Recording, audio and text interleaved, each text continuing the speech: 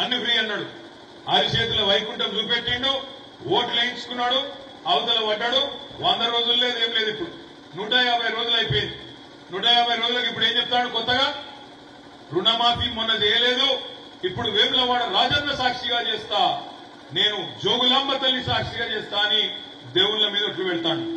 నేను అడుగుతున్నా, దేవుళ్ల మీద ఎందుకు ఒట్లు పెడుతున్నావు? నీ భార్య పిల్లల మీద ఒట్టు పెట్టి చెప్పు, చూస్తా నేను కూడా. పెడతావా? ఎందుకంటే దేవుళ్ళు అడగారు కదా వచ్చి మళ్ళా మోసం చేయొచ్చు దేవుళ్ళని కూడా అనేది ఆలోచన.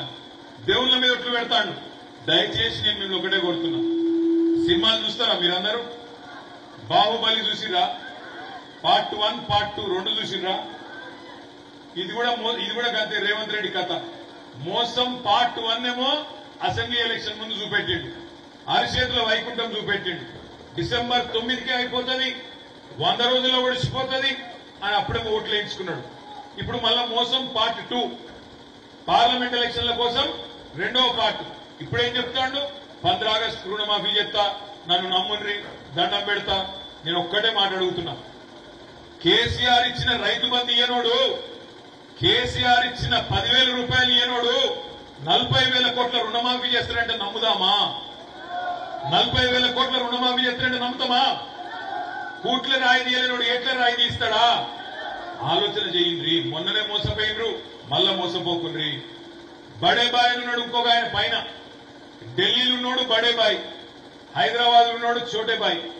ఢిల్లీలో మోడీ, హైదరాబాద్ లో కేడీ, ఇద్దరు. ఆయన పెద్ద మోసగాడు, ఈయన చిన్న మోసగాడు.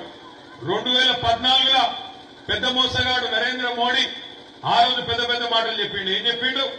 భాయియో బహనో आप सब लोग जन धन खाता खोलो, मैं धन 15 लाख देता हूं అన్నాడా?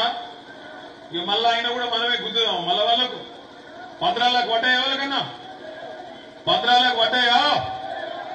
సంవత్సరానికి 2 కోట్ల ఉద్యోగాలు ఇస్తాడు మా తమ్ముళ్లకు. వచ్చినాయే వాళ్ళకి 2 కోట్ల ఉద్యోగాలు. రైతుల ఆదాయం డబుల్ చేస్తా అన్నాడు నరేంద్ర మోడీ. అయ్యిందా? కష్టాలు డబుల్ అయినాయా? నిజంగా ఆదాయం డబుల్ అయిందా రైతులకు ఎక్కడన్నా? ఎన్ని మాటలు!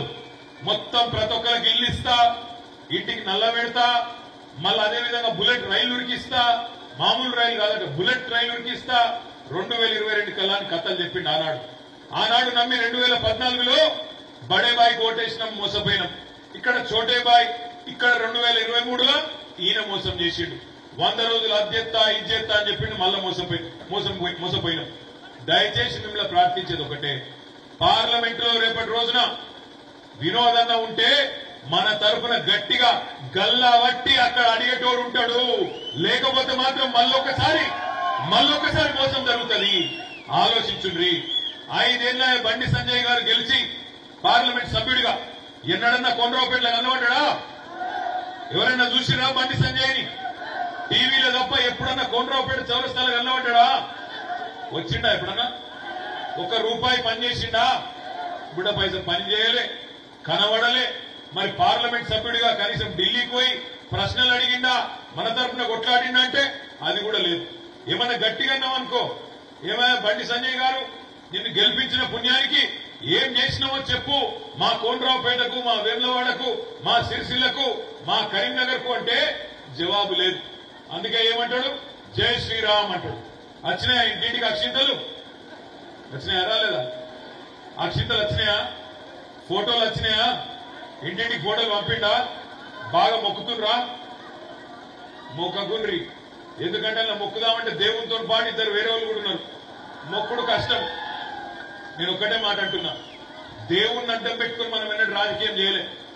మనం కూడా కట్టినాం. కేసీఆర్ గారి నాయకత్వంలో బ్రహ్మాండమైన గుడి కట్టినాం యాదగిరి గుట్టలో.